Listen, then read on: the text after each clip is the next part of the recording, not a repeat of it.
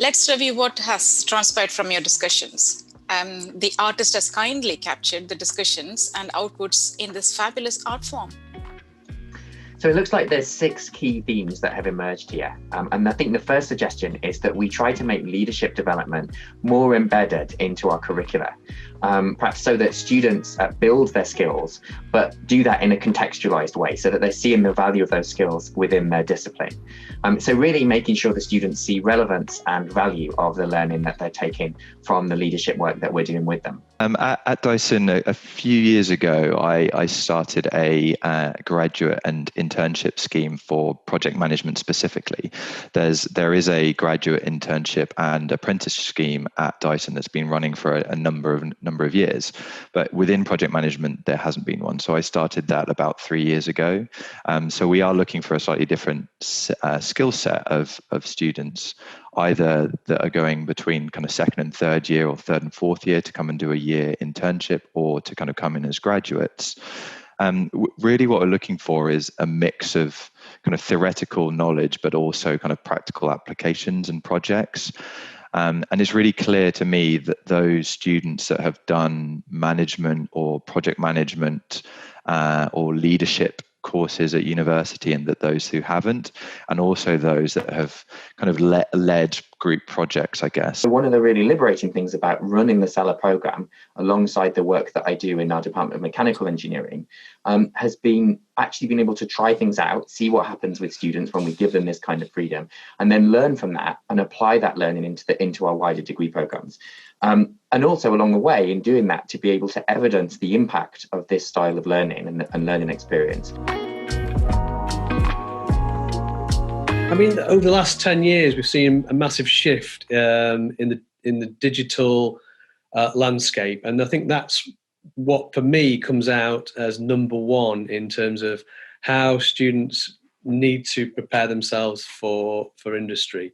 But actually now, you know, the requirement of students to have super digital skills is really important. And there's a number of surveys been done, and The Economist pointed to a few of these a number of years ago and demonstrated that senior executive roles now require programmers. You know, 50% of some of the highest paid jobs in America require students to not only be good at their discipline, but also good in some form of computer technology. One thing that I've noticed as a mechanical engineer is how much more diverse projects are now than when I started 10 years ago. And there's such a big skill set that I lack in electronics, in app development and cloud development that I never trained for, and that are becoming hugely more necessary and part of our kind of integrated projects. So finding ways of breaking down the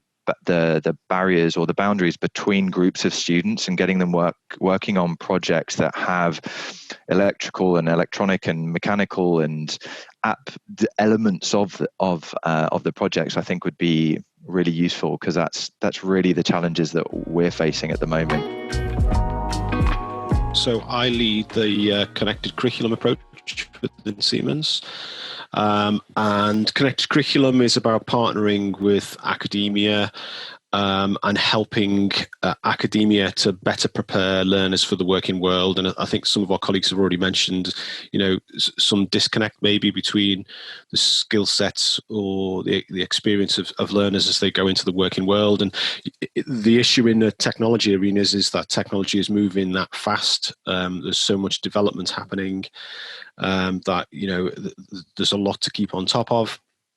And really, Siemens are trying to support academia by working closely with them through connected curriculum to help prepare learners for the changing technological world that we see at Siemens. One thing that we see is education typically is delivered in a slightly siloed approach, whereas in the working world that's not the case. So engineers are very multidisciplinary, and they work very closely together and have to have multiple skill sets, and will often do things which are outside their skill set. Yeah, in academia it still tends to be delivered by discrete subjects, and that doesn't quite reflect what happens in industry. We quite liked, and the reason that they went and tried to build their own program, degree apprenticeship, was that they wanted more skills in terms of industrial equipment. And, you know, there's lots of instances where you get some sort of like domestic or commercial equipment which is not the same as it in an industrial context, and IoT and industrial IoT is one example of that, but there's lots of examples of that.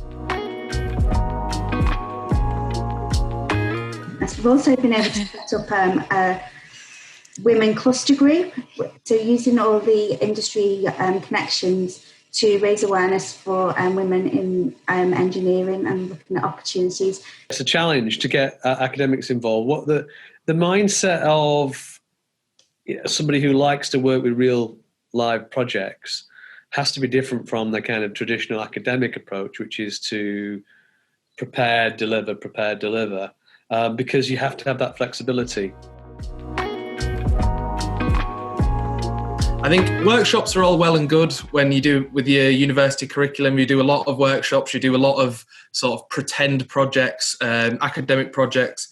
But I think the method in which these skills are sort of practiced after you're given the skills it isn't there. And I think that's why I was very lucky to be a part of Cellar, where I was able to practice these skills in real world environments with sort of real budgets. Our projects had real outputs. There was real pressure, real people depending on what our output was going to be. Over the last 6 years that I've been at John Moores, I've worked a lot with industry and trying to understand what their challenges are to link with the academic world and come up with solutions and mechanisms. So that can be arranged from student projects and some initial research that will lead to large-scale projects like KTPs. From my experience, a lot of the small businesses that we work with, the traditional companies, and they've worked in the same space, they know what they're doing, it works well, so why change? So to get some new ideas into the business and to make them be more efficient and looking at different ways of doing things, they quite welcome the opportunities to get these new fresh ideas from students, because the students also are able to develop that technology and show them how to use it. I think we've all acknowledged and identified that there are some challenges that we might face in embedding leadership into our practice. And so let's briefly review what we think have emerged as the main challenges. And then we can look at the opportunities in light of those challenges and see how those opportunities we've identified might really help us to overcome the difficulties.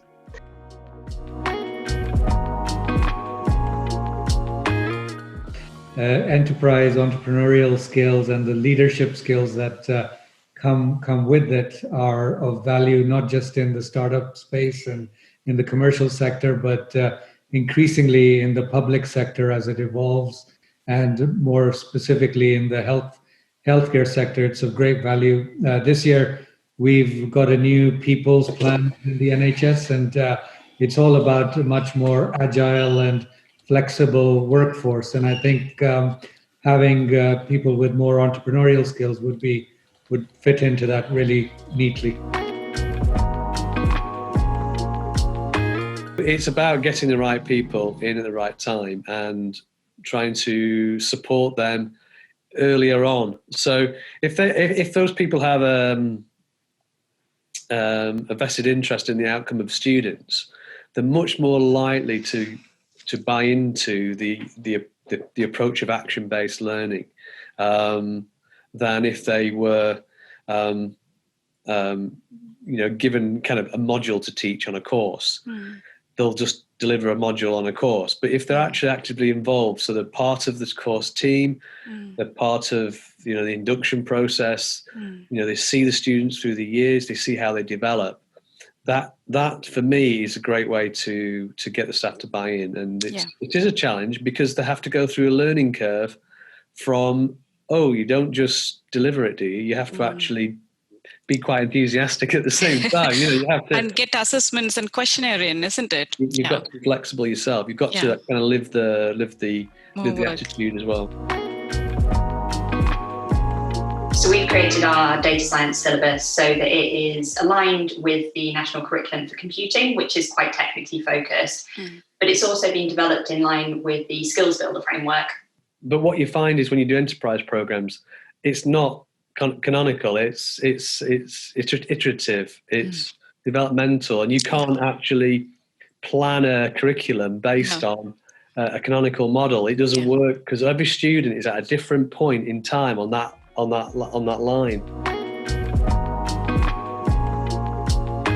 I found out about Seller during Global Engineering Challenge Week, which is a week at the university where all the engineering students come together and work sort of multidiscipline teams on a project. And at the start of the week, they basically said to us, if you perform well this week and you want to be part of this Leadership Academy thing, we'll put you forward for it. And I think the way they sold it as this opportunity to enrich your skills, to enrich you as a person, you as a leader, and they sort of sold it as there's this gap between the soft skills of a graduate and industry.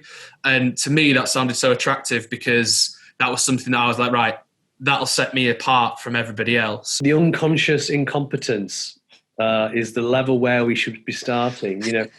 We need to get students to hold the mirror up and actually reflect on where they currently are in terms of their abilities. And that's why progressing through level 4, 5, and 6 can really be beneficial, because you can show them the first years at level 6 and say, look, this is what you were like. And they go, okay, that makes an interesting hair like that. I didn't believe.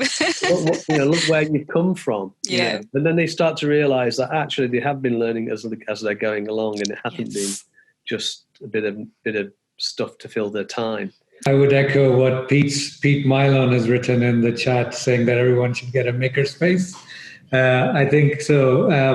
Alex mentioned that we've been running this hackathon for the last few years within the iForge Makerspace at the University of Sheffield, and that was a really awesome opportunity to very quickly impart some entrepreneurial team working skills. It's a 5-week program where we had some workshops around, and kindly Dyson last year offered some engineering, electronics workshops within the hackathon as well. But also going into human-centered design. And we kind of encouraged students from very different backgrounds and different disciplines. And this year we had students from the other university across the way, Hallam, with product design and occupational therapy, healthcare strengths, collaborating with engineering students. So I mentioned that the national curriculum has this quite heavy technical focus. And one of the problems that we see there is that often pupils will only see the relevance of that subject if they're wanting to go into a particular technical career. So if they're thinking, I want to be a software developer or a game designer or robotics. Whereas data science has this much broader applicability. So we find that pupils can see the applicability of these skills across different subjects at school, and then from that sort of extrapolate to understand the relevance of these skills across different industries and across different careers. Within our scheme, what we've tried to do and what we explained to those that we're interviewing is that we're trying to get you involved in real projects from kind of day one. And I think there was some disbelief, I think, from some of the applicants that would really be the case.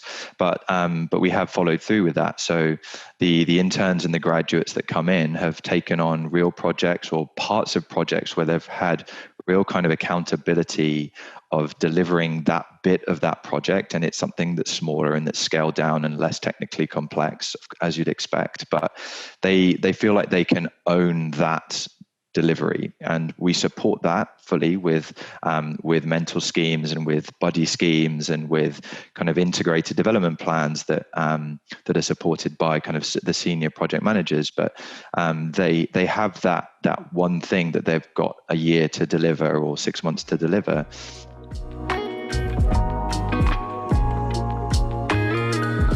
When we're trying to teach enterprise to students, we're trying to change their mindset from a learning knowledge environment to a learning to do environment. And you pointed you've stressed this earlier about student-led activity, and I think that's so important to try and encourage students to be action orientated and start to work on their behaviors. And I've been doing that for a number of years, is to try and focus in on behaviors. And the Entrecomp framework developed by the European Commission is a great advocate of of that principle. Having an aptitude to learn, understanding what other people are doing and the challenges that they are facing, just helps you in your ability to deliver what you're doing and all of those interdependencies. So it's really important to have that appreciation and understanding of what everyone else is doing around you and how it fits into your project or your program.